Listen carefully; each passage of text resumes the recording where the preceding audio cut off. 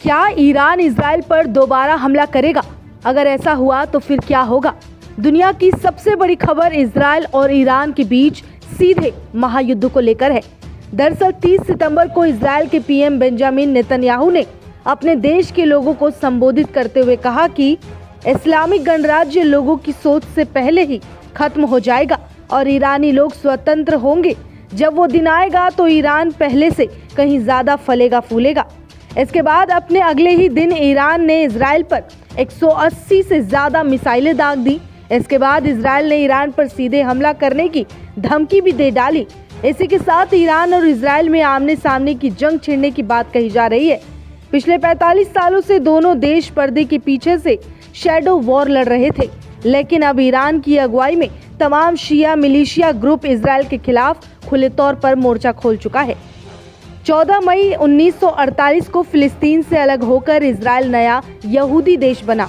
उस समय ईरान शुरुआती इस्लामी देशों में था जिसमें इजराइल को मान्यता दी थी। 1948 में ही अरब देशों ने इजराइल से जंग शुरू कर दी थी। ईरान इस युद्ध का हिस्सा नहीं बना और इजराइल की जीत के बाद उसने इजराइल के साथ संबंध भी स्थापित किए। ईरान में शाह मोहम्मद रजा पहलवी के शासनकाल में दोनों एक दूसरे के सहयोगी बने रहे। उस दौर में ईरान पश्चिमी एशिया में सबसे बड़े यहूदी समुदाय का घर था। एक समय ऐसा भी था जब दोनों देश के बीच आयात निर्यात होता था। इजराइल हथियारों, टेक्नोलॉजी और कृषि उपज के बदले ईरान से 40% तेल आयात करता था। 1960 के दशक में ईरान के धार्मिक नेता आयतुल्ला ईरान को इस्लामिक मुस्लिम देश बनाने की मांग जोरों से उठाते थे। लिहाजा ईरान के शाह ने 1964 में खुमैनी को देश छोड़ने का आदेश दे दिया। खुमैनी ने इराक में रहकर इस्लामिक क्रांति की शुरुआत की। खुमैनी को ईरानी आवाम का साथ मिलना शुरू हो गया और 1979 में शाह पहलवी को सत्ता से बेदखल कर दिया गया। उन्हें देश छोड़कर भागना पड़ा। इसी के साथ ईरान में इस्लामिक राज्य की स्थापना हुई और शरिया कानून लागू कर दिया गया। ईरान में सत्ता बदलने के साथ ही इजराइल के साथ रिश्ते खराब होने लगे। ईरान ने पिछले कई दशकों में इजराइल के चारों तरफ शक्तिशाली हथियार बंद गुट तैयार किया है। ईरान इन्हें प्रतिरोध की धुरी यानी कि एक्सिस ऑफ रेजिस्टेंस कहता है। इनके जरिए पिछले 4 दशक से दोनों के बीच प्रॉक्सी वॉर जारी है।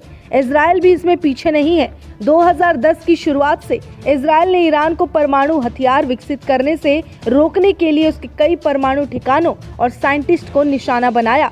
इजराइल ने ईरान पर हमला करने के लिए साइबर अटैक का भी सहारा लिया।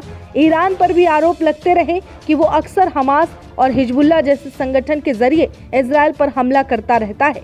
7 अक्टूबर 2023 को हमास ने इजराइल में घुसकर करीब 1200 लोगों को मार गिराया था और 234 को बंधक बना लिया। इसके कुछ घंटे बाद इजरायली सेना ने गाजा पर हमला बोल दिया था।